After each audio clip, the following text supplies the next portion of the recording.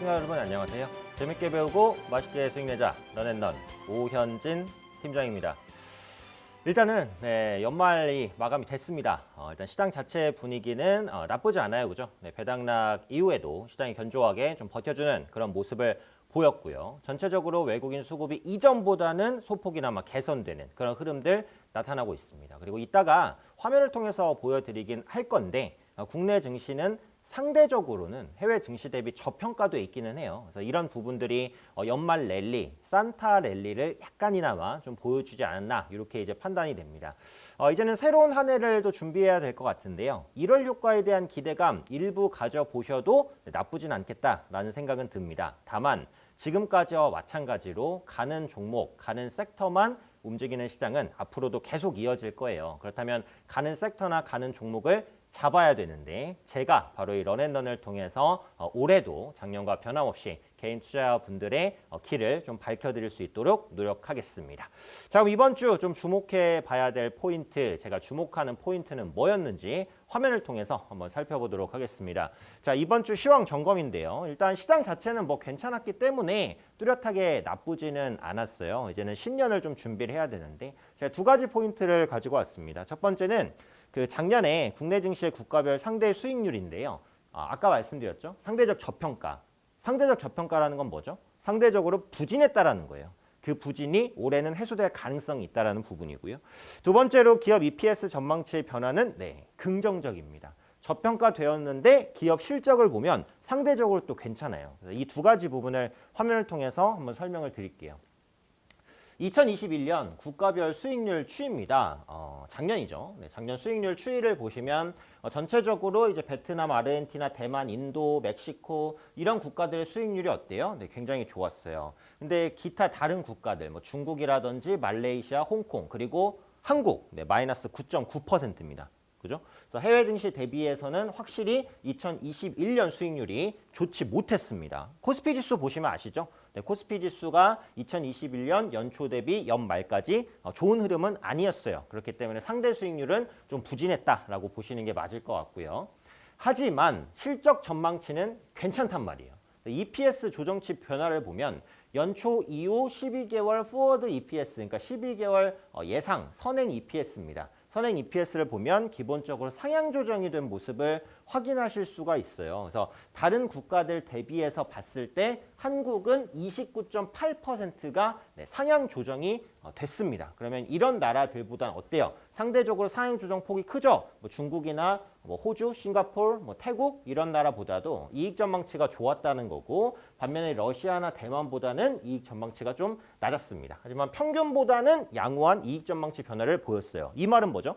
지수는 부진했지만 이익 전망치는 좋다는 거예요. 그래서 그런 관점들이 올해 증시에 대한 기대감을 조금 더 크게 만들 수 있는 요인이죠. 아까도 말씀드렸던 1월 효과가 나올 수 있는 기본적인 여건은 갖춰졌다라고 생각을 합니다. 그래서 올해도 이제 적극적으로 좀 주식 비중을 늘려서 매매하시는 전략이 필요하지 않을까 판단을 하고요. 관련해서 섹터라든지 종목 전략은 제가 또 자세하게 한번 짜드리도록 하겠습니다.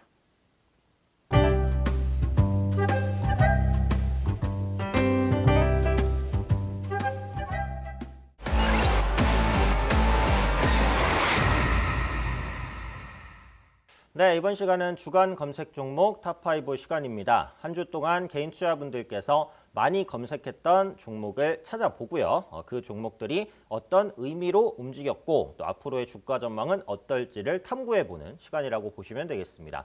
탑5 바로 시작해 보겠습니다. 첫 번째 종목은 한국전력입니다. 한국전력. 엄청 무거운 종목이고 재미없는 종목이고 저PBR 종목이고 이런 종목이죠. 하지만 이번 주에는 검색 종목 상위에 올랐습니다. 왜? 내년에 전기요금 인상이 가시화가 되니까요. 인상폭 작제도 작지 않아요. 사실 전기요금 인상은 어쩔 수 없는 거였어요. 비용은 증가하는데 서민에 대한 그 부담이 직결되다 보니까 전기요금 올리기가 어렵잖아요. 하지만 그렇다고 해서 언제까지고 공기업이 이런 적자를 감수할 수는 없어요. 이런 부분들 극복하기 위해서는 어쩔 수 없이 전기요금을 인상해야 되는 측면이 있습니다. 전기요금 인상은 한국전력의 수익성 개선에 당연히 직접적인 영향을 미칩니다. 왜? 전기요금을 인상한다고 해서 전기를 안 쓸 사람이 있어요? 없어요. 조금 아껴 쓸 수는 있지만 실질적으로 내가 쓰는 전기의 총량 자체는 거의 변화가 없단 말이에요. 그런 관점에서 보면 한국전력의 이익 개선은 반드시 나타난다라는 거죠. 다만 이제 바닥권에서 갭상승을 하면서 매물에 대한 부담이 좀 작용했다라고 보셔야 될 것 같아요. 그래서 이런 부담 때문에 주가가 바로 치고 가지 못하고 좀 눌리는 모습이 나왔습니다. 다만 중장기적인 관점에서 본다면 뭐 한국전력을 모아가는 전략은 장기 투자 측면에서는 나쁘지 않다. 이렇게 생각이 돼요. 그러니까 예전보다는 공기업이 무조건 공기업이니까 공공의 복지를 위해서 적자를 감수해라. 이런 추세가 몇 년 전까지는 그랬지만 최근 들어서는 조금씩 바뀌고 있어요. 아무리 공기업이라고 하더라도 주주가 있는 하나의 기업으로서 언제까지나 공공의 목적을 위해 희생될 수는 없다라는 컨센서스가 형성이 되고 있어요. 그런 관점에서 본다면 한국전력이 어쨌든 전기요금 인상을 단계적으로 계속 진행할 가능성도 있습니다. 그럴 때마다 주가에는 반등 모멘텀이 될 수 있으니까요. 물론 탄력적인 매매를 하시는 분들은 이런 종목을 매수하시면 안 되겠죠. 6개월, 1년, 2년 혹은 그 이상까지 기간을 보시는 분들은 저점대 모아갔다가 전기요금 인상이라든지 아니면 저평가 매력이라든지 이런 부분들로 부각이 될 때 단기적으로 차익 실현하고 또 밑에서 다시 살 수 있는 그런 종목이 바로 또 한국전력이 아닐까라고 생각을 하고 있기 때문에 중장기적인 관점에서 보시는 분들 그리고 투자 자금이 좀 넉넉하게 여유가 있으신 분들은 계속해서 체크해 볼 만한 기업이 아닐까 이렇게 생각이 됩니다. 자, 두 번째 종목 볼게요. 셀트리온인데 셀트리온은 굉장히 부진했다가 이번 주에 코로나 치료제 관련 이슈로 인해서 급등했다가 또 바로 이제 또 차익 매물이 나오기도 하고 굉장히 어지러운 흐름을 보였어요. 뭐 제가 지난주에도 말씀드렸다시피 코로나19 변이 바이러스 오미크론 같은 경우 전파력은 굉장히 강하지만 치명률은 떨어진다. 이게 이제 백신 업체에는 상대적으로 이제 투자 심리를 좀 악화시킬 수 있는 그런 요인이란 말이에요. 어차피 걸려서 이제 죽지 않고 어떤 식으로든 회복이 되면 시장의 우려감이 줄어들잖아요. 이게 이제 백신이라든지 치료제 관련주의 주가를 압박하는 요인이었는데 그걸 감안해도 사실 지금 셀트리온은 너무 많이 빠졌다라는 생각은 들어요. 그리고 나오는 증권사의 보고서를 보면 코로나19 치료제에 너무 많은 영향을 쓰다 보니까 기존의 본 사업이라고 할 수 있는 바이오시밀러 부분에서의 성과가 약해졌다. 이게 이제 지금 셀트리온을 치명적인 단점으로 실적을 둔화시키게 만드는 요인으로 보는 이유라는 거죠. 물론 맞아요. 네, 그런 부분들이 셀트리온의 가치를 좀 깎아 먹었습니다. 다만 그런 부분을 감안해도 지금은 낙폭과대 구간이라고 생각해요. 현재 위치에서 더 크게 지하실을 뚫고 내려가지는 않을 것 같아요. 그래서 지금과 같은 반등 시도가 앞으로 한두 번 정도 나온 이후에 완만한 반등 정도는 보여줄 수 있다고 판단을 하니까요. 셀트리온을 포함해서 셀트리온 헬스케어, 셀트리온 제약, 그룹주 보유하고 계신 분들은 좀 인내심을 가지고 반등을 기다려 보셔야 되는 그런 타이밍이 되지 않을까 이렇게 생각합니다. 자, 세 번째 종목 볼게요. SK 스퀘어인데요. 이게 이제 SK텔레콤에서 인적 분할 상장된 업체인데 굉장히 저평가된 종목이라고 보시면 될 것 같아요. 왜 저평가가 됐냐? SK 스퀘어가 기존의 SK텔레콤이 영위하던 신사업을 다 가져왔습니다. 원래 SK텔레콤이 통신 사업만 영위하는 게 아니었어요. 그죠? 이커머스 사업도 영위하고 뭐 신규 여러 가지 사업들 아니면은 뭐 앞으로 추진할 뭐 메타버스 사업이라든지 여러 가지를 이제 준비를 하고 있었는데 이번에 분할되면서 통신 외적인 사업 부분은 SK 스퀘어한테 다 줬어요. 그러면 지금 관점에서 SK의 신사업을 담당하는 기업은 뭐다? SK 스퀘어입니다. 그러니까 성장 기대감으로 똘똘 뭉쳐 있는 상황이에요. 그리고 SK텔레콤이 이제 분할되면서 SK하이닉스의 지분 20%를 SK 스퀘어가 가져가게 됩니다. 근데 지금 SK 스퀘어의 시가총액은 가지고 있는 SK하이닉스 지분 가치의 절반도 못 미치는 수준으로 저평가가 되어 있어요. SK하이닉스 지분만 봤을 때 그렇다는 거예요. 기타 다른 신사업에 대한 가치는 제로로 평가를 해도 저평가가 돼 있다는 거예요. 그래서 분할 이후에 또 하락했기 때문에 가격 매력은 더 커졌죠. 그래서 최근에 바닥을 좀 다지는 흐름들 나타나고 있기 때문에 반등 시도가 나올 것이다라고 보고요. 메타버스에 대해서 제가 항상 강조드립니다. 이 메타버스라는 테마는 어차피 금방 식을 테마는 절대 아니에요. 올해도 작년과 마찬가지로 메타버스 관련주에 대한 관심은 계속해서 가지셔야 됩니다. SK가 그룹적인 차원에서 메타버스를 집중적으로 육성한다고 했을 때 수혜를 받을 수 있는 대표 종목이 뭐냐라고 한다면 지금 말씀드리는 SK 스퀘어입니다. 시가총액이 크기 때문에 좀 무겁게 움직일 수는 있지만 성장에 대한 기대감 충분하고요. 성장 기대감을 제외해도 가치주로서의 매력도 있으니까요. 이 부분까지 참고해 보시면 좋을 것 같아요. 자, 네 번째 종목은 게임주를 한번 가지고 왔어요. 그러니까 게임주에 대한 관심은 계속 필요하다라는 관점에서 또 게임주를 하나 뽑았는데 YJM 게임주입니다. 그래서 메타 플랫폼 오큘러스에 이제 콘텐츠를 공급한다라는 이슈가 있었고요. 미국 내에서 메타버스 상품의 매출이 굉장히 좋다라는 말들이 나오면서 투자 심리가 또 급격하게 개선되는 그런 모습을 보였습니다. 지금 메타버스 게임주의 대표격인 종목은 뭐죠? 위메이드죠. 위메이드. 위메이드가 굉장히 많이 올라가면서 밸류 부담을 가지고 있기는 하지만 그렇다고 고점에서 꺾이고 있냐면 또 그건 아니에요. 차익 실현 매물이 하루 훅 나왔다가도 또 훅 반등이 나왔다가 쉽게 꺾이지는 않아요. 위메이드가 어쨌든 고점 부근에서 꺾이지 않는 한 메타버스와 게임주는 버틸 수 있고 재반등을 언제든 보여줄 수 있다라고 생각을 하거든요. 그래서 그런 관점에서 본다면 게임주에 대한 관심, 특히 메타버스와 직접적으로 결합을 시킬 수 있는 게임주에 대한 관심이 특히 필요하다라고 봅니다. 모든 게임이 메타버스와 NFT를 할 수 있는 건 아니에요. 그렇기 때문에 그런 역량들을 가진 게임주를 집중적으로 보시는 게 중요하니까요. 이 부분에 주목해서 한번 체크해 보시면 좋을 것 같습니다. 자, 마지막 5번째 종목 볼게요. 현대모비스입니다. 자동차주를 제가 여러 번 말씀드리긴 했는데 자동차주를 말씀드릴 때마다 제가 나쁘게 언급드린 적은 없어요. 지금 악재가 됐었던 뭐 차량용 반도체라든지 뭐 부족 문제 이런 것들 해소되지 않았지만 그러니까 올해 하반기 정도에는 이제 해소될 수가 있다라고 판단을 하고 있고요. 현대차그룹이 전기차를 본격적으로 생산 확대하기로 밝혔습니다. 그에 따른 외형 성장에 대한 기대감 있고 기본적으로 현대모비스는 이제 자동차 부품을 공급하는 업체니까 완성차가 많이 팔리면 실적이 좋아질 수밖에 없는 구조예요. 이런 구조를 가지고 있기 때문에 앞으로도 완성차 판매량 회복에 따른 수혜를 받을 수 있죠. 또한 전기차 그리고 더 나아가서 자율주행차까지 모멘텀이 풍부한 위치에 있다라고 봐요. 이번 주에 단기간에 좀 많이 올라왔어요. 쉬어갈 수 있습니다. 다음 주에는. 하지만 그 이후에는 또 재반등을 시도하면서 직전 고점 상향 돌파 가능성이 있다라고 보니까요. 이 부분까지 염두하시고 현대모비스도 긍정적인 관점으로 말씀드리도록 하겠습니다. 자, 탑5 5종목 한번 살펴봤고요.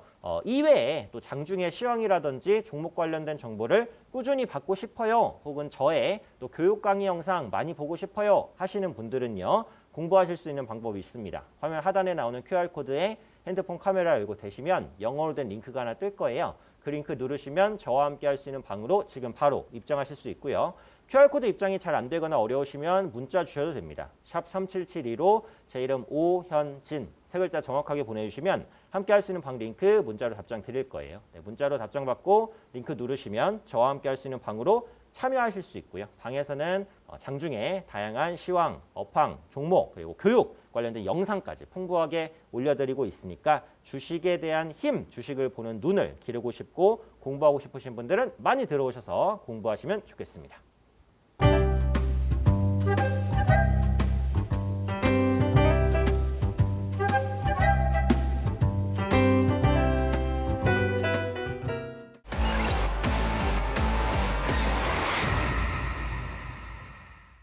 네, 이번 시간은 최고의 맛과 최악의 맛 시간입니다. 한 주 동안 특징적인 주가 흐름을 보였던 종목 2종목을 선정해서 한 종목씩 집중적으로 알아보는 시간이라는 건데요. 제가 뭐 항상 말씀드리는 거지만 런앤런의 모든 코너에는 교육이 들어있다라는 말씀을 드렸어요. 그러니까 최고의 맛과 최악의 맛은 2종목에 대해서 집중적으로 말씀드리는 시간이지만 이 2종목이 내가 관심이 없고 내가 가지고 있지 않은 종목이라고 하더라도 그걸 통해서 비슷한 섹터 혹은 이 섹터에서 저 섹터로 옮겨갈 수 있는 수급의 이동 가능성 이런 부분들까지 제가 다 말씀드리니까 가지고 계시지 않거나 관심 없는 종목이라고 해도 잘 듣다 보시면 분명히 챙겨갈 만한 지식이 있으실 거라고 생각합니다. 자, 오늘 최고의 맛 종목부터 한번 볼게요. 오이솔루션인데요. 5G 장비주도 정말 많이 쉬었죠. 지금부터는 좀 올라갈 수 있다고 봐요. 물론 오이솔루션이 이번 주에 특징적으로 뭐 엄청 강했다 그건 아니에요. 근데 지금 보면 오이솔루션, KMW, RFHIC, 서진시스템, 이노아이어리스 여러 가지 이제 5G 관련된 종목군들이 바닥을 찍고 고개를 들려는 그런 모습들이 나타나고 있습니다. 탄력적으로 급등하기는 어려워요. 왜냐하면 실적이 안 받쳐주니까. 3분기도 실적 안 좋고 4분기 안 좋을 겁니다. 내년 1분기까지도 안 좋을 수 있어요. 빠르면 내년 1분기, 늦으면 내년 2분기쯤에는 실적이 바닥을 찍고 완만하게 턴어라운드는 할 것 같아요. 5G는 우리가 가야 할 수밖에 없는 길이라고 분명히 말씀을 드렸습니다. 그런 관점에서 소외됐다고 지금 버릴 섹터는 절대 아니에요. 오히려 지금부터 관심을 가질 섹터가 또 5G다라는 말씀을 드리고요. 국내 광트랜시버 전문 업체입니다. 광트랜시버는 전기를 빛으로, 빛을 전기로 바꿔주는 5G 시대의 필수 부품이라고 보시면 되고 그걸 생산하는 업체가 지금 말씀드린 오이솔루션입니다. 5G 인프라 확대 구축에 대한 기대감이 부각이 되고 있어요. 4차 산업은 어쨌든 5G를 기반으로 해서 성장한다라는 말씀을 드렸어요. 근데 요즘엔 4차 산업 관련된 얘기가 많이 안 나오죠. 뭐에 붙여서? 메타버스에 붙여서. 그죠? 근데 메타버스를 구현하려고 해도 5G는 필요합니다. 그렇기 때문에 올해에도 작년과 마찬가지로 메타버스에 대한 이슈가 계속 쏟아질 거기 때문에 그에 따라서 5G에 대한 필요성도 뭐예요? 계속 부각될 수밖에 없어요. 자, 공부를 하시는 데 있어서 중요한 건 뭐다? 연계해서 보는 겁니다. 연계해서. 제가 예전에 메타버스를 말씀드릴 때 뭐를 연계해서 말씀드렸냐? 보안주를 말씀드렸어요. 왜? 메타버스와 NFT는 사이버 자산에 가치를 부여하는 건데 사이버 자산에 가치를 부여하다 보니까 그 가치를 지키고 보호하는 것도 굉장히 중요하거든요. 실제로 이제 메타버스 NFT에 대한 해킹 이슈도 나오잖아요. 그래서 그런 부분들을 방지하려면 사이버 보안이 필요해요. 지금은 메타버스와 NFT가 성장 속도 대비해서 보안 속도가 아주 느립니다. 이런 부분들을 보완하기 위해 사이버 보안주가 반드시 올라갈 수밖에 없어요. 그래서 보시면 이제 사이버 보안주가 한번 급등을 보여준 다음에 지금 다시 눌렸죠. 지금 위치에서 또 관심 있게 봐야 돼요. 이렇게 연계성 있게 보셔야 돼요. 메타버스도 마찬가지예요. 메타버스는 뭐를 기반으로 성장한다고요? 5G 인프라. 5G 인프라가 기반이 돼야 메타버스가 성장한단 말이에요. 네, 그런 관점에서 메타버스 얘기가 계속 나오면 5G도 연달아서 이야기가 나올 가능성이 있다라는 관점까지 이어서 보셔야 돼요. 그리고 농어촌의 5G 공동 이용망 구축이 본격화됩니다. 그러니까 지금 5G는 서울에서는 지금 웬만하면 다 터지긴 해요. 근데 지방이라든지 아니면 좀 농촌을 가시면 안 됩니다. 안 돼요. 결국은 이제 거기까지도 다 망 구축이 필요해요. 국가 차원에서도 지금 농어촌에 5G 인프라를 구축해야 된다라는 공감대가 형성이 됐고 발표까지 했어요. 그런 관점에서 5G 장비주들의 수주 기대감이 당연히 증가한다라고 보시면 되겠고요. 아까 말씀드린 대로 메타버스 시장은 5G 인프라를 기반으로 성장한다는 거. 요게 지금 5G를 봐야 되는 어떻게 보면 가장 핵심 모멘텀이라고 보시면 되겠고요. 그래서 장비주들은 이제 내년에 실적 개선이 될 것 같아요. 그래서 1분기도 조금 힘들기는 할 수 있을 것 같고 대신 2분기, 3분기 그 정도 되면 실적은 좋아질 것 같아요. 근데 주가라는 건 선반영입니다. 5G 장비주가 4분기에 실적 안 좋다는 걸 다 알고 있어요. 네, 결국은 바닥을 치고 반등하는 시기가 중요하겠죠. 3개월에서 6개월 정도 선행하는데 이제는 거의 실적이 바닥을 향해서 가고 있으니까 주가는 선반영해서 올라갈 수 있다라고 봅니다. 오이솔루션을 포함한 5G 장비주들도 눈여겨보시면 좋을 것 같아요. 자, 그럼 다음에 최악의 맛인데 수소차 관련주를 좀 가지고 왔어요. 일진 하이솔루스인데 일진 하이솔루스가 최악의 맛 종목이다라는 건 아닙니다. 근데 일단 이번 주에 수소차 관련주가 좀 흔들렸기 때문에 한번 체크할 필요는 있을 것 같아요. 그래서 일진 하이솔루스라는 기업을 가지고 왔는데요. 요거는 수소 연료 탱크 제조 사업을 영위하는 업체입니다. 그런데 이번 주에 장중에 하루 급락이 나왔어요. 왜 급락이 나왔죠? 바로 이 이슈 때문이죠. 현대차가 제네시스 수소차 개발을 중단한다라는 이슈가 나왔습니다. 자, 사실 수소차도 친환경이고 전기차도 친환경인데 지금 훨씬 더 빠르게 대중화되고 있는 건 전기차예요. 왜 그럴까? 기본적으로 굉장히 많은 것들이 있지만 두 가지만 생각해도 수소차는 당장 활성화되기가 어려워요. 첫 번째, 가격입니다. 전기차도 싸지 않아요. 정부 보조금 없이 전기차를 100% 내 돈 주고 산다? 그러면 전기차 사실 분들 많지 않을 거예요. 보조금이 있기 때문에 전기차를 살 수 있어요. 수소차는 전기차보다도 1.5배 이상은 더 비쌉니다. 네. 웬만한 중형차가 뭐 7천만 원, 8천만 원 이거 어떻게 사요? 외제차 뺨치는 가격인데 그만큼 보조금을 또 엄청나게 주냐? 그렇지도 않아요. 그러다 보니까 전기차 대비 메리트는 떨어지죠. 두 번째, 더 중요한 건데 충전소의 부족입니다. 제가 이전에도 말씀드렸어요. 수소차를 타고 싶으면 뭐해? 충전할 데가 없는데. 전국에 수소차 충전소 100개도 안 된다라고 말씀드렸죠. 전기차 충전소는 몇 개일까요? 10,000개가 넘습니다. 현격하죠. 네, 대중화에 대한 발판이 전기차는 이미 마련이 됐어요. 그러니까 2차 전지 관련주가 그렇게 가는 거죠.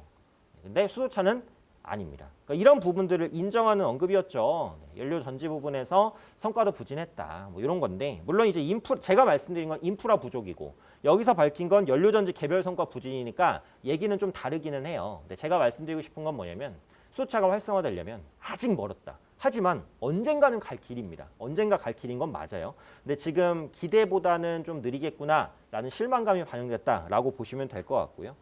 가격 부담 해소라든지 충전소 부족 문제 이런 부분들 해결해야 되는데 아직은 해결이 안 됐습니다. 그럼 여기서 이제 중요한 것은 그럼 수소차 관련주 어떻게 해요? 라는 건데 이미 지금 폭탄을 한번 맞았기 때문에 지금 위치에서 매도하는 건 제가 볼 때는 별로 의미는 없어요. 그리고 수소차 관련주는 수소차만 연관되어 있는 게 아니죠.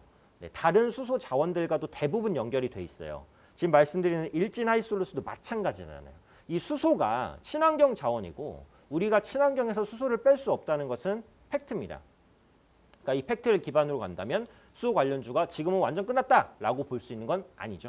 어찌되었던 간에 반등하는 모멘텀을 노려서 뭐 매도를 하든 지금 위치에서 홀딩하고 반등을 기다려 보셔야 될 것 같고 시간이 지나도 반등은 나올 겁니다. 그래서 수소 관련주가 이번 주에 좀 많이 흔들렸지만 궁극적으로는 느리더라도 반등이 나올 것 같으니까 가지고 계신 분들은 너무 크게 걱정하지 말자라는 관점까지 최고의 맛과 최악의 맛 정리하도록 하겠습니다.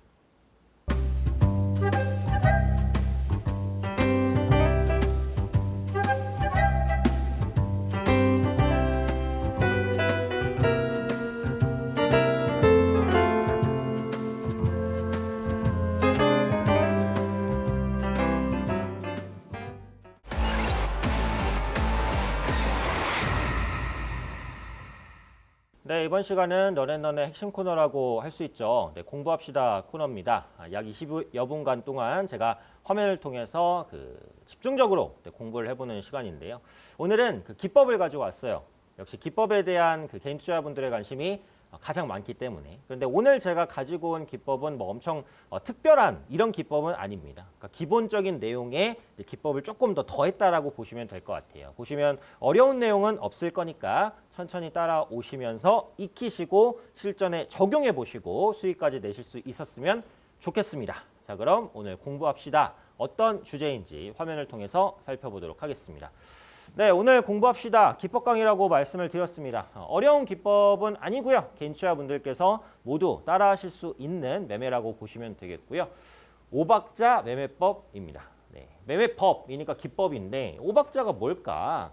여기서 5는 숫자 5예요. 숫자 5. 네, 숫자 5인데 제가 숫자 5가 아니라 한글 5로 썼어요. 네, 제 이름이 오현진이니까 그냥 제 성을 따서 그냥 5라고 한글로 썼는데 여기서 말하는 5는 숫자 5입니다. 그럼 5가지의 박자를 통해서 매매를 하는 거구나 라는 걸 알 수 있어요. 그럼 5가지의 조건이 맞을 때 매수를 하는 방법이구나 라는 것도 유추하실 수가 있을 텐데 5가지 조건이 다 맞아야 매수할 수 있는 건 아니에요.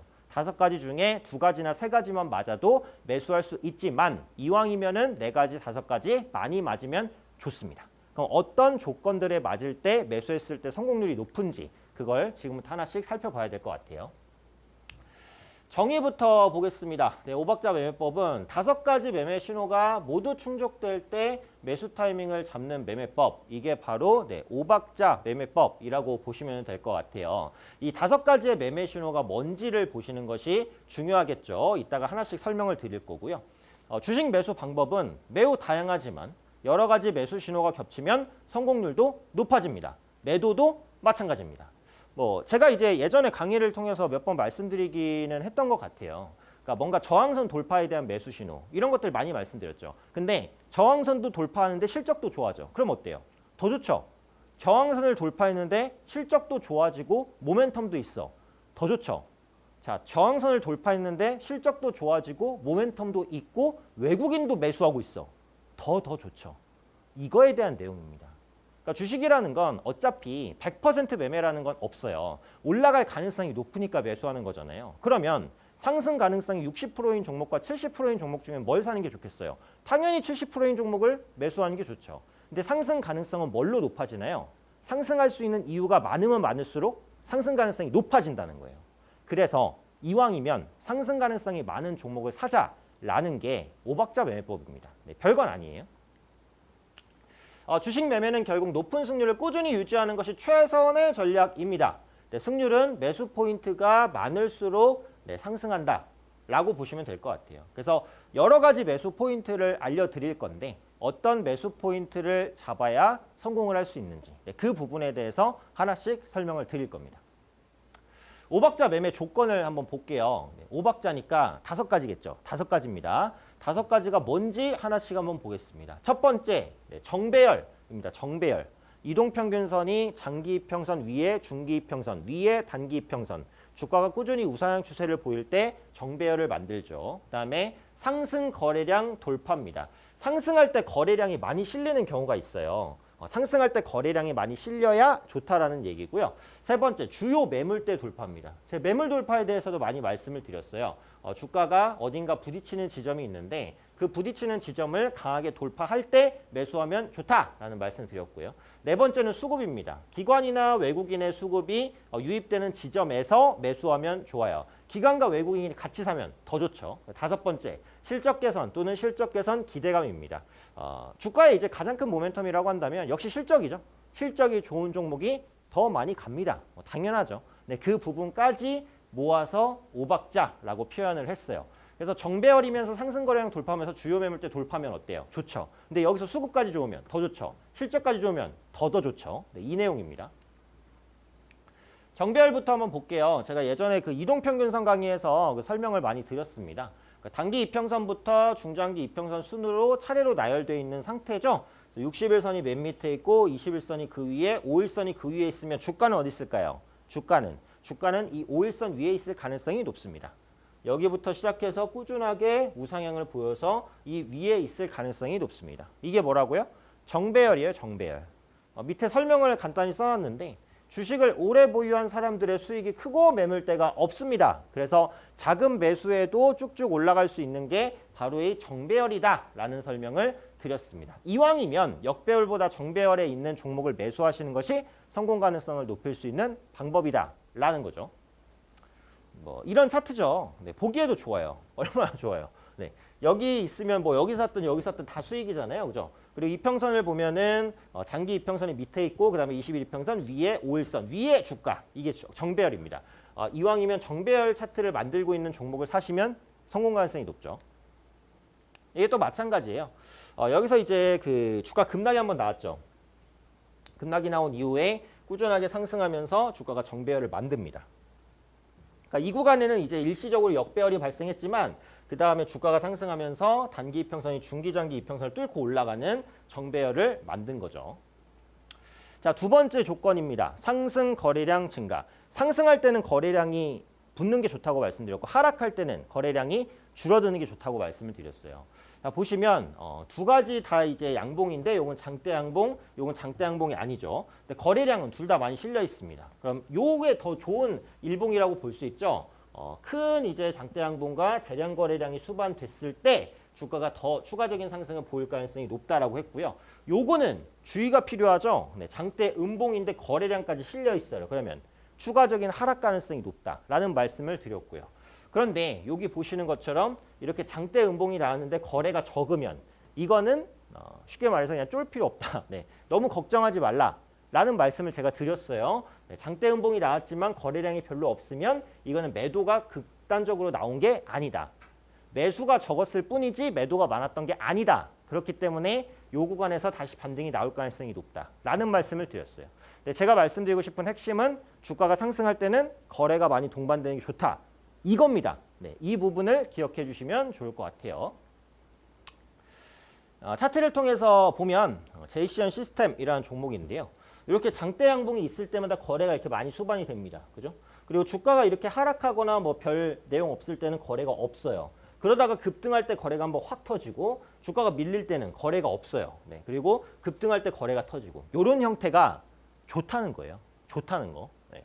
급등할 때 거래량이 없고 하락할 땐 거래량이 많이 실리고 이런 차트는 별로 안 좋아요. 주가가 상승할 때 거래량이 많이 동반되는 차트가 좋아요. 왜냐하면 그런 차트는 우리가 쉽게 말하는 세력 수급 이런 것들이 들어있다라고도 볼 수 있거든요. 그래서 장대 양봉과 대량 거래량이 많이 실리는 이런 차트를 보시고 이런 종목을 매수하시는 게 성공 가능성을 높일 수 있는 방법이다라는 겁니다. 자, 보시면은 또 볼게요. 비슷하죠? 네, 장대 양봉과 대량 거래량. 장대 양봉과 대량 거래량 떨어질 때는 거래 없습니다. 여기 보면 장대 음봉인데 거래가 거의 없어요. 그죠? 네, 이런 거는 괜찮다는 거예요. 괜찮다는 건 주가가 올라갈 가능성이 높다는 거예요. 상승 시에 거래량이 많이 실리는 차트를 보시는 게 좋다.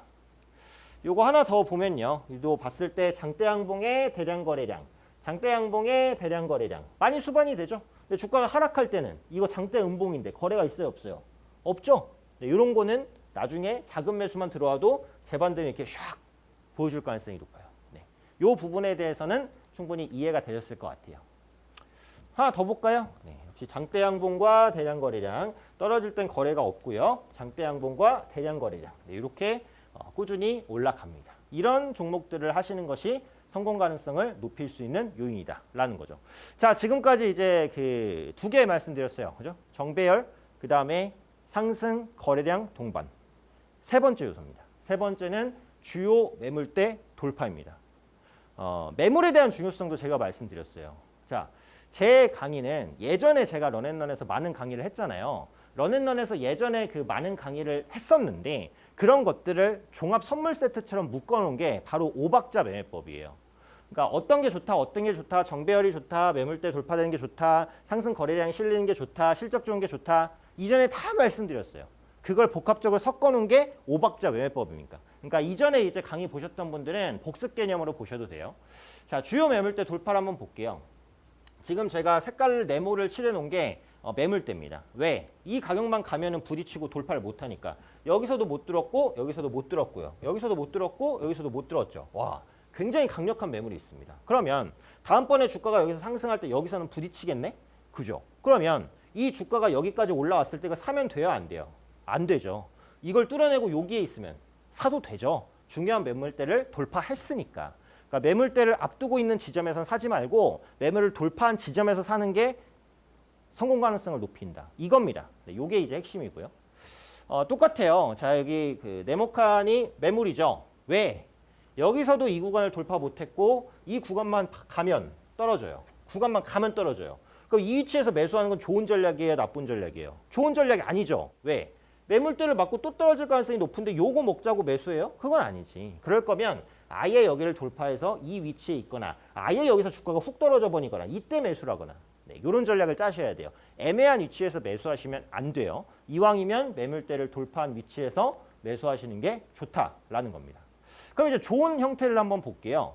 이 구간이 매물대였어요. 돌파 못하고 계속 떨어지고 못했는데 이 위치부터는 어때요? 흐름이 바뀝니다. 매물대를 돌파했죠. 돌파하니까 5일선 타면서 급등이 나와요. 이 매물대라는 것은 그 임박한 구간에서는 맞고 떨어질 가능성이 높아지지만 그 매물대를 돌려내는 순간 바뀌어요. 그때부터는 이제부터 주가가 나는 로켓처럼 뚫고 올라가겠습니다. 라는 신호, 힌트를 주는 거라고 보셔도 돼요. 그래서 매물대를 뚫어내는 지점부터 주가가 급등하는 그런 모습이 나타났죠. 요지는 매물대가 임박한 구간에서 사지 말고 매물대를 뚫고 올라갈 때 혹은 올라가 있을 때 매수를 하시는 게 좋다. 네, 이게 요지입니다. 똑같죠? 네, 이 네모칸 부분이 매물입니다. 계속 부딪혔는데 이 구간에 한번 뚫으니까 그 다음부터는 동맥경화가 풀린 것처럼 네, 쭉 로켓처럼 치고 올라가는 네, 그런 모습이 확인이 됩니다. 자, 이제 네 번째 요건입니다. 네 번째 오박자 매매법이니까요. 네 번째 요건인데요. 네 번째 요건은 수급입니다. 기관 또는 외국인 수급 유입인데요. 제가 그래서 수급 그 선을 하나 더 넣어놨어요. 그러니까 차트를 보시는 분들은 수급선을 많이 활용을 하실 텐데 여기 보는 빨간 선은 외국인 수급입니다. 파란 선은 기관 수급입니다. 그래서 지금 이 종목을 보시면은 기관은 계속 팔고 있고 외국인은 사고 있어요. 힌트를 하나 드리면 그 주도 수급. 그러니까 어떤 종목을 내가 매수를 했는데 외국인은 사고 있고 기관은 팔고 있어. 그러면 이게 좋은 건가? 나쁜 건가? 외국인이 사니까 좋다고 볼 수 있나? 근데 기관은 팔고 있는데? 헷갈리시죠? 기관, 외국인이 동시에 사면 일단 좋다고 생각할 수 있잖아요. 근데 기관은 사고 외국인이 팔면 혹은 외국인은 사고 기관이 팔면 좋은지 나쁜지 몰라요. 그걸 구분하는 방법을 알려드릴게요. 주가와 기관 혹은 외국인의 수급이 같이 움직이는 종목이 좋은 종목입니다. 그럼 그 수급을 중요하게 보셔야 돼요. 더 쉽게 설명을 드리면 지금 이 주가는 상승하고 있습니다. 누가 봐도 상승하고 있어요. 근데 이 상승하는 것과 같은 수급은 기관이에요, 외국인이에요? 외국인이에요. 외국인이 사면서 주가가 상승하고 있어요. 그럼 여기서 기관이 파는 거는 아무 상관이 없어요. 왜? 이 종목은 외국인이 움직입니다. 그럼 이 위치부터 기관이 아무리 많이 팔아도 외국인이 지금처럼 사주면 주가는 계속 올라갈 가능성이 높아요. 아시겠죠? 종목마다 주도 수급이 있어요. 그래서 어떤 종목이 어떤 주도 수급을 가지고 있느냐. 이걸 보시는 게 굉장히 중요해요. 네, 다시 한번. 자, 이 종목은 기관은 계속 사고 외국인은 팔고 있습니다. 그러면 좋은 종목이야, 나쁜 종목이야? 수급이 좋은 건가? 나쁜 건가? 헷갈리죠. 근데 그걸 구분할 수 있는 방법은 뭐다? 주가와 주가를 움직이는 수급이 뭐냐를 보는 게 중요하다. 주가가 상승하고 있는데 외국인이 매수를 계속해주고 있기 때문에 이 종목은 외국인의 수급이 중요한 종목입니다. 앞으로 기관이 사던 말든 팔던 말든 신경 쓸 거 없이 외국인이 계속 사주면 더 갈 수 있겠구나 라고 보시면 됩니다. 이 개념을 꼭 이번 기회에 알아가셨으면 좋겠어요. 자, 요것도 한번 보겠습니다. 자, 보면 LG 이노텍인데 요거는 이제 주인이 역시 외국인이에요. 주가가 많이 올라갔었던 구간을 보면 기관은 뭐 흐지부지합니다. 근데 외국인은 계속 사줍니다. 그죠? 그래서 외국인이 더 많이 쭉쭉 사주고 있기 때문에 기관 파는 거 상관없어요. 외국인이 사면 됩니다.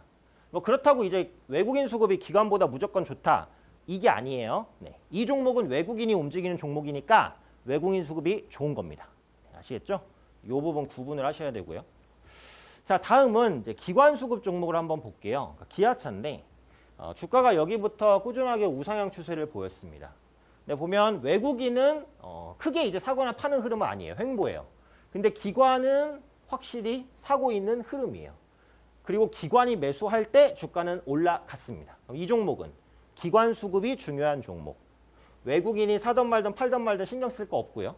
기관이 계속 사주면 더 올라가겠구나 라고 생각할 수도 있어요. 그런데 기관이 계속 사주는 와중에 외국인이 매도해서 매수로 돌아서면서 양매수가 들어온다. 그러면 더 좋을 수 있어요. 아시겠죠? 이런 구분들 하시면 될 것 같아요. 자, 이것도 한번 보겠습니다. 주가를 딱 봤을 때 이건 기관이 움직이는 종목이구나 라는 걸 아실 수가 있어요. 그래서 기관이 매수를 해주면서 주가가 상승하고 외국인은 매도하지만 상관없이 주가는 상승합니다. 이 종목의 주인은 누구다? 기관이다. 앞으로도 기관이 매수하면 이 종목은 올라갈 거고 기관이 매도하면 떨어질 거고 네. 그 부분의 차이점을 인지를 하시면 됩니다. 이런 건 더 좋아요. 왜? 기관 외국인이 같이 사잖아요. 그러니까 주가도 상승했고 기관 외국인도 같이 삽니다. 얼마나 좋아요. 양매수 들어오고 있기 때문에 굉장히 좋은 수급 패턴이라고 보시면 됩니다. 이것도 기관 외국인 같이 매수하면서 주가가 꾸준하게 올라가고 있죠. 네, 양매수 가장 좋아요. 네, 기관 외국인 동시 매수. 그럼 누가 판다는 거예요? 개인만 판다는 거죠. 네, 기관 외국인 동시 매수 종목이면 가장 좋습니다. 5박자 매매법의 4번째까지 살펴봤고요. 마지막 5번째 요건입니다. 어쩌면 가장 중요할 수도 있는 요건인데요. 실적 개선 혹은 실적 개선에 대한 기대감입니다. 실적도 추세로 보는 게 중요해요. 그러니까 실적이 좋아지는 추세냐 아니냐 이걸 보시는 게 중요해요. 그러니까 실적이 갑자기 얼마가 나왔다. 물론 이것도 중요해요. 하지만 실적이 계속해서 나아지는 추세에 있느냐 이게 중요합니다. 주가에도 추세가 중요하죠. 실적도 추세가 중요합니다. 전년비 혹은 전년 동기 비로 비교를 하고요. 절대 수치보다 개선세가 나타나고 있거나 개선세가 나타나는 추세에 있어야 좋습니다. 주가는 왜? 미래 가치를 반영을 하니까 실적이 좋아지는 추세에 있으면 주가도 그걸 선반영해서 추세가 더 좋아지는 이런 모습이 나타날 수 있죠. 적자에서 흑자 전환 되거나 흑자 전환 기대감이 높을 때 수급이 강하게 유입되는 경향이 있습니다. 요거는 이제 실적에 대한 공부를 하실 때 꼭 중요한 내용이니까 따로 멈춰두시고 뭐 메모를 해두셔도 좋을 것 같아요. 자, 그럼 볼게요. LG화학이라는 종목인데요. 포털에 나오는 실적표입니다. 보면 이제 매출은 꾸준히 좋아져요. 영업이익이 19년 12월에 위축됐었는데 그 다음에 확 개선이 되니까 실적이 조금 안 좋아졌다가 다시 좋아지는 기조에 있구나라는 부분을 알 수 있어요. 실적 기대감이 조금씩 더 높아지고 있는 위치라고 보시면 되고요. 네이버입니다. 연간 실적 추이를 보면 매출은 꾸준하게 빠르게 개선이 많이 됐어요. 근데 영업이익이 좀 꺾였었는데 영업이익 회복이 2020년 12월을 기점으로 명확하게 나타나는 모습이 보여집니다. 여기 분기 실적을 봐도 꾸준하게 영업이익이 좋아지니까 이런 기업이 실적 측면에서는 어때요? 높은 점수를 줄 수 있는 기업이다 라고 보실 수가 있겠죠. 실적도 추세로 본다. 아까 말씀드렸어요. 자, 이마트 한번 보겠습니다. 매출 보면은 매년 매출 견조한 성장 좋습니다. 영업이익을 한번 보면요. 뭐 적자였다, 흑자였다, 적자였다, 흑자였다. 이거 조금 헷갈리네. 그런데 연간을 보면 2019년 말에 바닥을 찍고 회복을 좀 시도하는 그런 모습이 나타나요. 그래서 이마트도 실적이 매출은 좋았지만 영업이익은 꺾였다가 최근에 뭐 스타벅스 인수라든지 이런 것들로 좀 턴어라운드를 하고 있는 이런 종목입니다. 실적 측면에서는 점수를 줄 수 있는 기업이다라는 거죠. 자, 그래서 정리를 하겠습니다. 5박자의 5가지죠. 자, 정배열, 그다음에 상승거래량 돌파, 주요 매물대 돌파, 기관 또는 외국인 수급 유입, 양매수면 더 좋고요. 실적 개선 또는 실적 개선 기대. 5가지를 살펴봤어요. 근데 5박자 매매법은 이 5가지가 다 맞으면 제일 좋지만 실전에서 5가지를 다 맞추긴 힘들어요. 최소한 2가지나 3가지 혹은 4가지가 맞는 종목을 매수하자라는 게 바로 5박자 매매법입니다. 밑에 파란 글씨로 설명해놨죠. 최대한 많은 조건을 만족할수록 긍정적입니다. 근데 2개를 만족시키는 것보다 3개가, 3개보단 4개, 4개보단 5개가 좋아요. 그래서 이런 조건들을 다 만족시키는 기업이 있으면 그냥 매수를 하세요. 아시겠죠? 다 만족시키는 기업이 별로 없으니까 다 만족시키면 그냥 매수를 하시면 돼요. 자, 그럼 마지막으로 사례를 한번 보겠습니다. TS2라는 종목인데요. 5가지를 대체적으로 만족시킨 기업이에요. 그래서 차트의 움직임이 어땠는지까지 보고 마무리를 할게요. 자, 첫 번째는 정배열입니다. 누가 봐도 정배열이죠. 역배열이었다가 5일 이평선이 제일 위로 올라오고 밑에 20일, 밑에 60일 정배열로 전환이 됐으니까 첫 번째 조건은 맞춰집니다. 자, 두 번째, 상승 거래량 증가. 일봉 차트를 보면 상승할 때 거래가 증가하고 상승할 때 증가하고 하락할 때는 거래가 없고 상승할 때 증가하는 모습이 나와요. 그럼 정배열과 상승 거래량 증가 2가지 모멘텀을 가지고 있다 볼 수 있죠. 세 번째 볼게요. 주요 매물대 돌파. 주요 매물대가 여기였습니다. 항상 부딪히던 가격. 하지만 강력하게 뚫어냈죠. 그러면 주요 매물대 돌파까지도 성공을 시킨 모습입니다. 네 번째, 실적 개선 또는 실적 개선 기대감. 매출을 보면 조금씩 나아지고요. 영업이익은 2018년도에 위축됐지만 2019년도에 회복을 했고 지금 분기별로 보면 좋아지는 게 더 뚜렷해요. 65억, 97억, 123억, 173억. 계속해서 좋아진다는 걸 알 수 있습니다. 여기까지 보면은 뭐예요? 5박자 매매법 중에서 4가지 요건을 만족시키고 있다 볼 수 있죠. 5가지죠. 실적 개선 기대감까지. 실전 사례를 이제 보시면요. 수급적인 측면도 이제 좋았다. 정배열이었다. 실적도 좋다. 그다음에 뭐 여러 가지 이제 아까 말씀드린 상승 거래량 돌파. 그다음에 매물대 돌파. 5가지 조건을 다 가지고 있는 종목이었어요. 그래서 5박자가 완성된 지점이 이 지점이었고요. 5박자 완성 지점부터는 꾸준하게 우상향을 보인 모습을 확인하실 수가 있습니다. 그래서 오늘은 이제 5박자 매매법에 대해서 말씀을 드렸어요. 특별한 건 아니고요. 그러니까 여러 가지의 매수 조건이 많으면 많을수록 좋다라는 걸 말씀드리고 싶어서 제가 5박자 매매법이라는 걸 가져왔어요. 제 강의는 보기만 하시면 안 됩니다. 해보셔야 돼요. 정배열, 매물대 돌파, 상승거래량 돌파, 수급, 실적 찾는 거 어렵지 않아요. 의지만 있으시면 충분히 찾으실 수 있습니다. 하시고 반복하셔서 내 걸로 만들고 실전 투자까지 해보시고 그걸 반복했을 때 그게 진짜 내 매매가 됩니다. 이런 부분들 명심하시고 보기만 하고 끝내지 마시고 직접 적용해 보시기 바랍니다. 자, 오늘 제 강의를 또 처음부터 보고 싶거나 시간 관계상 제가 풀버전 강의를 하지는 못해요. 요약해서 말씀드린 거거든요. 이 강의의 풀버전 강의를 보고 싶으신 분들 그리고 런앤런의 지난 많은 강의들을 보고 싶어요 라고 하시는 분들 공부하실 수 있는 자료 제가 드리겠습니다. 화면 하단에 나오는 QR코드에 핸드폰 카메라 열고 되시면 영어로 된 링크가 하나 뜰 거예요. 그 링크 누르시면 저와 함께 할 수 있는 방으로 지금 바로 입장하실 수 있고요. QR코드 입장이 어려우시면 문자 주세요. 샵 3772로 오현진 3글자 정확하게 보내주시면 함께 할 수 있는 방 링크 문자로 답장 드립니다. 문자로 답장 받고 링크 누르시면 들어오실 수 있고요. 방에서는 이제 장중에 시황이라든지 종목 관련된 내용들 계속 올려드리고 있고 저의 지난 강의 1강부터 차례대로 쫙 보기 좋게 정리해놨으니까요. 많이 들어오셔서 공부하시고 성공 투자하셨으면 좋겠습니다.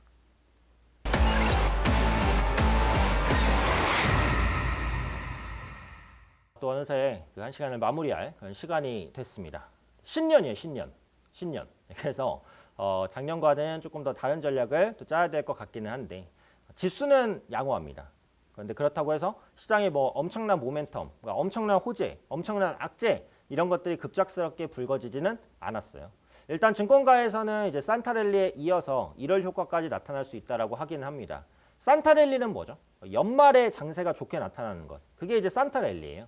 그래서 지금 보면 작년에 이제 미니 산타랠리 정도는 나왔다라고 말씀드릴 수 있을 것 같아요. 이제 1월이 왔으니까 중요한 건 뭐죠? 1월 효과가 있을 것이냐라는 부분인데 저는 그래도 신년이니까 기대감을 좀 담아서 1월 효과는 나타날 수 있다라고 말씀드리도록 하겠습니다. 1월 효과는 이제 매해 1월에 그 주식의 성과가 좋았던 경향이고요. 역사적으로 봤을 때 실제로 1월 달의 주가 수익률이 다른 달에 비해서 뒤지지 않았어요. 그러니까 상대적으로 괜찮았다라고 보시면 될 것 같아요. 뭐 그걸 끌어다 와서 이제 써도 마찬가지기는 하고 오미크론 관련된 리스크가 기술적으로 많이 좀 완화가 되고 아까 제가 초반에 그 시황에서도 말씀을 드렸듯이 국내 증시가 작년에 그렇게 좋은 모습을 보이지는 못했어요. 하지만 이익 전망치는 다른 나라에 또 뒤지지는 않아요. 그러면 만약에 올해 그러니까 작년에 나타나지 못했던 키 맞추기 그러니까 미증시와의 키 맞추기 뭐 일본 증시와 국내 증시의 키 맞추기 이런 것들이 나타난다고 한다면 그게 연초에 나타난다고 했을 때 1월 효과로 발현될 가능성이 있다라는 거예요. 그런 관점에서 저는 1월 효과에 대한 기대감은 유효하다 이렇게 생각을 합니다.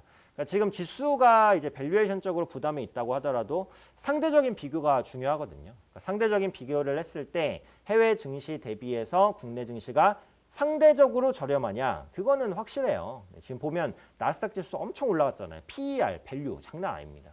국내도 절대적으로 보면 싸진 않아요. 하지만 상대적으로 보면 상대적으로 저렴한 건 맞아요. 그러니까 이런 것들을 복합적으로 고려해 봤을 때 1월 효과는 좀 나타날 수 있다. 하나 더 덧붙이면 코스닥보다는 코스피가 기술적인 부담이 좀 덜해요. 그래서 아마 1월 달 같은 경우에는 지수 수익률을 봤을 때 코스닥보다는 코스피가 조금 더 좋을 가능성이 있다라는 생각은 듭니다. 그래서 지금까지 개별 중소형주 작은 종목만 계속 하셨던 분들은 조금 이제 큰 종목에 대한 관심을 가지시는 것도 나쁘진 않을 것 같아요. 그러니까 주가 측면에서 보면 삼성전자 같은 굉장히 덩치가 큰 이런 종목군들이 작년 말경에 저점을 다지고 올라오는 시도를 좀 보였기 때문에 코스피 지수가 개선될 수 있는 가능성은 기본적으로 열려 있다라고 봐요. 그래서 그동안 이제 중소형 개별주, 시가총액 작은 종목 이런 종목에 너무 이제 투자 비중을 높이셨던 분들은 투자를 조금 관점을 넓히셔서 대형주까지도 관심을 가지시는 그런 전략이 필요하지 않을까 이렇게 말씀드리겠습니다. 자, 그다음에 이제 구체적인 그 섹터 전략인데요. 두 가지예요. 일단 자동차주랑 카메라 모듈주 두 가지를 보자라는 관점인데 카메라 모듈주도 이제는 자동차주로 엮일 수 있는 부분이 있어요. 그거 이따가 다시 설명드리고 그러니까 자동차주 같은 경우에는 완성차 업체, 현대차, 그다음에 기아 잠깐 살펴봤던 현대모비스, 그다음에 매각 기대감이 있는 한온 시스템, 공조업체죠. 그다음에 이제 만도, 종합 부품업체, 자율주행 관련된 모멘텀이 있는 업체 이런 업체들을 복합적으로 좀 보실 필요는 있다라는 생각은 들어요. 예전에 한번 설명드린 적이 있죠. 지금 글로벌 자동차 판매량이 전체적으로 위축이 된 건 맞습니다. 근데 사고 싶어도 못 사는 상황이 오니까 위축이 된 거예요. 요즘에 신문기사 보면 어떤 내용이 나오죠? 1년 기다려도 내가 사고 싶은 차를 못 산다. 특정 차가 새 차 가격은 3,500만 원인데 중고차 가격은 3,600만 원이다. 진짜 이례적으로 중고차 가격이 새 차 가격을 넘어서는 상황까지 나타나요. 왜? 그만큼 자동차를 사기가 어려워요. 1년 대기에도 받는다는 보장이 없어요. 차량용 반도체 부족 현상이 생각보다 빨리 해소되지 않았으니까. 그렇다면 결국 이 문제만 해소되면 자동차 판매량은 회복이 돼요. 국내뿐만 아니라 해외에서도 마찬가지예요. 그리고 현대기아차의 그 움직임을 보면 유럽 시장에서 작년에 점유율을 굉장히 빠르게 확대했어요. 그러니까 유럽 전체 자동차 판매량은 1%가 채 늘어나지 않았거든요. 현대기아차는 7, 8%를 늘려버렸어요. 그러니까 브랜드 경쟁력에서도 뒤지지 않는다라는 것을 현대기아차가 증명했다라고 보시면 될 것 같아요. 그래서 종합하면 지금 자동차가 글로벌적으로 좀 덜 팔리는데 이유는 사고 싶은 사람이 적어서가 아니고 사고 싶은 사람은 많은데 공급망에서 문제가 생기니까 못 산다. 사고 싶어도. 이 부분만 해소되면 수요는 폭발적으로 증가, 판매량 증가, 실적 개선 여기까지 연결이 되죠. 지금 삼성전자도 차량용 반도체 생산할 것으로 보이고 현대모비스도 자체적으로 차량용 반도체 생산할 거야 라고 공공연하게 밝히고 있습니다. 물론 이걸 밝혔다고 바로 생산할 수 있는 건 아니에요. 라인 구축이라든지 이런 거 시간 많이 필요해요. 그래서 올해도 하반기 정도는 돼야 이 수급난이 좀 해소가 될 것 같은데 아까 제가 말씀드렸던 건 뭐죠? 주가는 항상 선반영한다. 선반영. 차량용 반도체 공급이 이제는 조금씩 풀릴 수 있을 거야. 예를 들면 6개월 후에는 확실히 풀릴 것 같아. 이런 시장의 기대치가 형성이 되면 먼저 올라갈 거예요. 뭐가? 자동차주가. 작년에 이제 자동차주가 수익률이 부진했어요. 그래서 오히려 이제 기술적인 밸류에이션 부담은 많이 덜었으니까 좀 올라갈 수 있는 모멘텀들 형성했다라고 봐요. 자동차주 관심 있게 보시고요. 두 번째 이제 카메라 모듈주입니다. 그러니까 카메라 모듈주는 자율주행에 들어가기 때문에 관심 있게 보셔야 돼요. 그래서 카메라 모듈주 이제 스마트폰 부품만 들어가지 않고 자율주행까지 들어가니까요. 카메라 모듈주에 대한 관심까지 말씀드리도록 하겠습니다. 자, 오늘 런앤런 제가 준비한 순서는 여기까지입니다. 이 시간이 아쉬우신 분들 또 장중에 저를 만나고 싶으신 분들은요. 함께 하실 수 있는 방법 있습니다. 화면 하단에 나오는 QR코드에 핸드폰 카메라를 열고 되시면 영어로 된 링크가 하나 뜰 거예요. 그 링크 누르시면 저와 함께 할 수 있는 방으로 지금 바로 입장하실 수 있고요. QR코드 입장이 어려우시면 문자 주세요. 샵 3772로 제 이름 오현진 세 글자 정확하게 보내주시면 함께 할 수 있는 방 링크 문자로 답장 드립니다. 문자로 링크 받고 누르시면 함께 하실 수 있고요. 제 방에서는 이제 다양한 교육 관련된 내용들, 공부 관련된 정보들, 영상들 많이 올려드리고 있고요. 장중에 시황이라든지 업황, 종목 내용들도 계속 체크해드리고 있으니까요. 들어오셔서 공부 많이 하시고 수익 내시면 좋겠습니다. 자, 그럼 저는 여기서 물러가도록 하겠습니다. 다음 주에 또 풍성한 내용으로 다시 찾아뵙도록 할게요. 시청해주신 분들 고맙습니다.